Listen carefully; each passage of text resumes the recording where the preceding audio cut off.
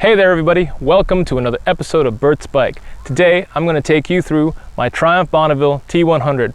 Alright, let's jump into it. So when I bought this Bonneville, I picked it up at a pretty decent price, and the guy that owned it took really good care of it. If you haven't seen the review video on this bike, please check that out. I'll post a link in the description. So when I got this bike, a lot of things that were done to it were mainly aesthetic and some ergonomics. So I'll go over those first, and then I'll go through the things that I've done to the bike. Starting from the front, the original owner put these fork gaiters on here. I believe those are not stock, I'm not sure. He did the gauge lower and also the key relocation. And what I really like about this is it really brings the stance of the bike down into a more sort of sporty, more streamlined stance. Originally, these clocks were about up here and the handlebars were up here. Speaking of the handlebars, the next thing that he did is he put these Biltwell tracker bars on here with these riser plates on there. And that really gives you that sort of tracker, but still kind of more aggressive stance, and you're kind of leaned over the bike. So you're kind of leaned over the bike when you're riding it. It's not up here like the original ones. And I know a lot of people with the original bars, they roll them down like this to get a more sporty stance, but I really like these tracker bars and how they're working with the bike. All right, so moving on, the next thing I did is on these bars, I put these blind spot mirrors on here. And they work okay, but really I need to figure out something to bring those mirrors out further. Because what's happening is I can see, you know, behind and to my right and behind and to my left, but I have a huge blind spot in the back. And I don't really like the look of bar ends. So what I think I'm gonna do is I'm gonna figure out some underslung mirrors that come out a little further, or just mount another mirror to the crash bar that kind of comes out a little bit so I can see further behind me. I think that might be a cool look because not a lot of people are having a third mirror, so I don't know, we'll see how that works. Moving along down the bike, because the gauge cluster was lowered, the headlight had to be lowered too. So we had these fork mounts by Motone up here, which you could adjust how far up and down you want that headlight. And I think this works really, really well with the look of the bike. Again, bringing the stance down and having this kind of clean line move through the bike. Yeah, so I'm just really happy with what the original owner did at the front end. The next thing we're going to talk about is he put on these Motone Bullitt style indicators, front and back. And what I really like about these Bullitt indicators is when you're looking at the bike, you really don't notice them that much, and they really work with the retro style and aesthetic of the bike.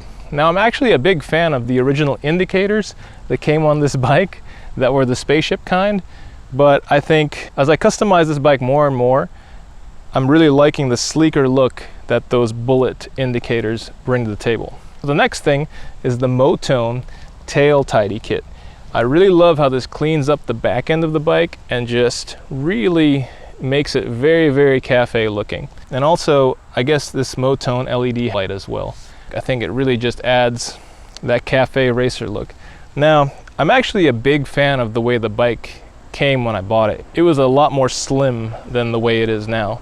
And if I could get away with keeping the bike slim and compact, I pretty much would have just kept it the way it is. But I really needed to do something about the luggage on this bike.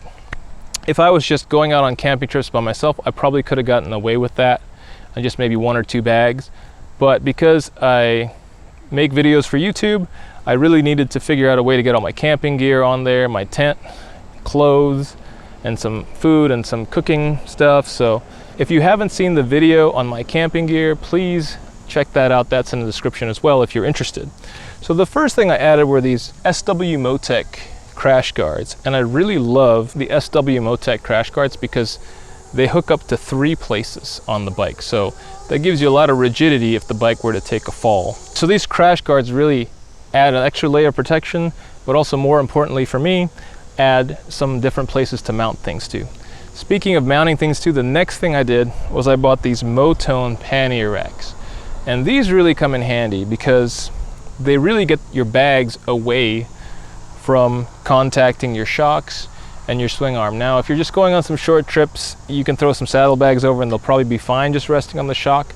But you know, they're constantly rubbing against the shock and whatever else. And also you run a risk of them kind of like hitting the wheel if you don't mount them just right. So on these racks, I keep a single trip machine bag on here. And I really love this bag because I think it really works with the aesthetic of the bike. But more importantly, it's just something to throw this and that if you're stopping to get a bottle of water or something like that. You don't have to kind of unload your luggage and everything. It just kind of sits on the side. The next thing is this Renntec luggage rack. And of course, it lets you haul a bunch more things on the bike. It also gives your passenger a grab handle, something for them to hold on to. But more importantly, when I load my tent up on this bike, I have the extra rack in the back just for odds and ends or mounting my camera gear. So the crash guards, Pannier rails, and the rack really add a lot of versatility to this Bonneville. So moving on, the next thing I added, which is basically just for looks, was this single fog light.